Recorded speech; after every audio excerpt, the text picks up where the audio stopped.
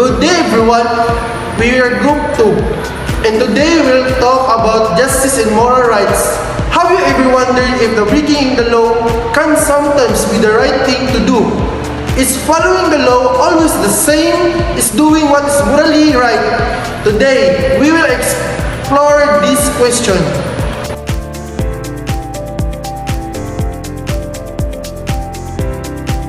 Justice is a word we hear all the time. But what does it really mean? Justice means treating people fairly and protecting their rights. But sometimes laws don't always protect what is fair.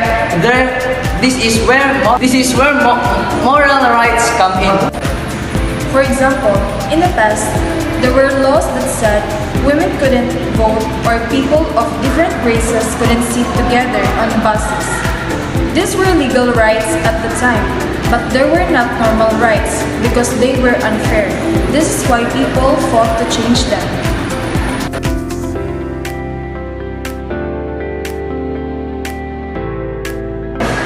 Legal rights are the rights protected by the law.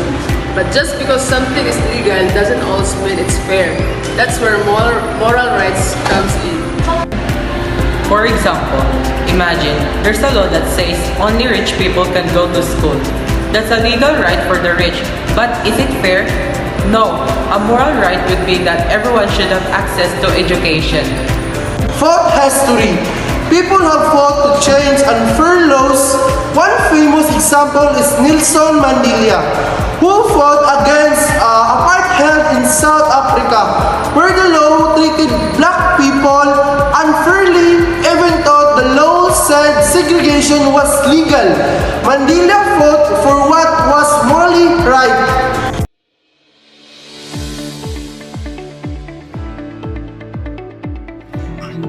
John Stuart Mill, a famous philosopher, believed that justice should make people happy. If a law causes suffering, it should be questioned. For example, let's say stealing is illegal, but what if a poor man steals food to feed his starving family? A utilitarian would ask, does stealing the food cause more good than harm? If the family survives because of it, a utilitarian might say it's justified. But does this mean all stealing is okay?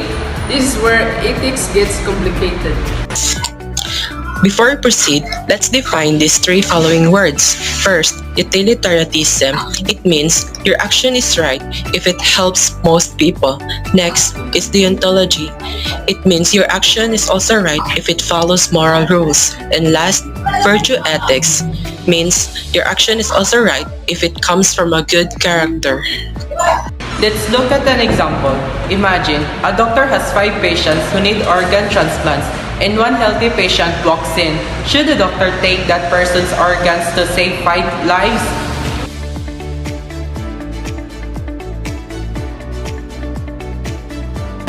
A moral dilemma is when you have to choose between 2 options and both seems right or both seems wrong.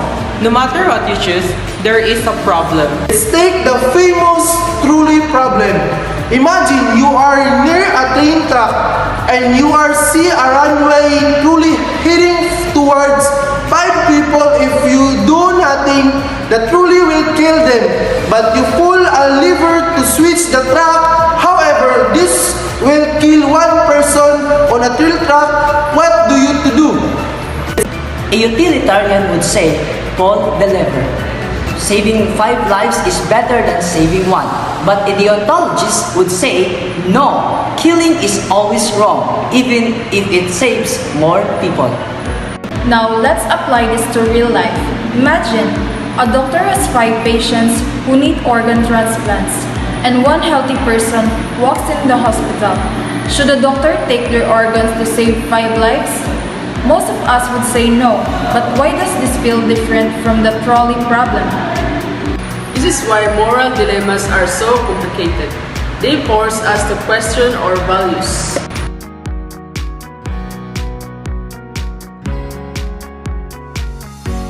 Imagine, you work for the government and you find out that high-ranking officials are stealing money meant for schools and hospitals.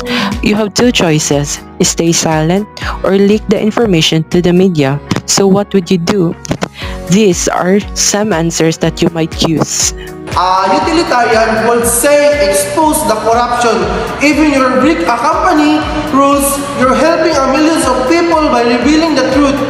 But the deontologists would say rules are rules. You signed a contract promising confidentially, so leaking information is wrong, no matter what.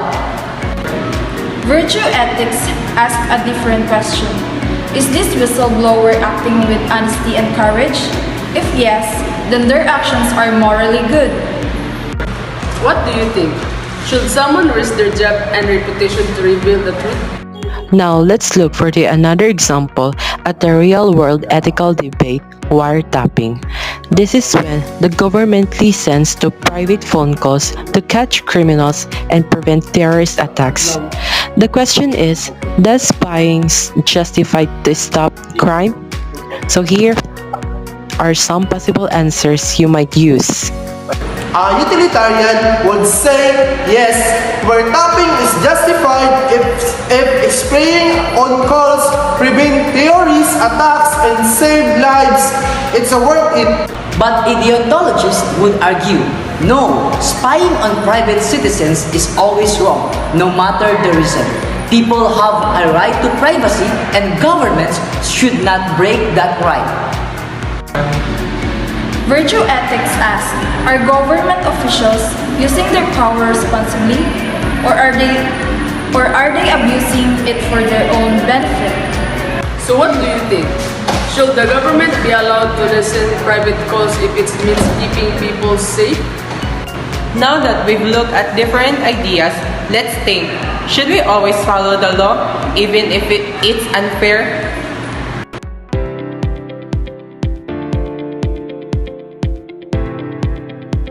Justice is not always black and white.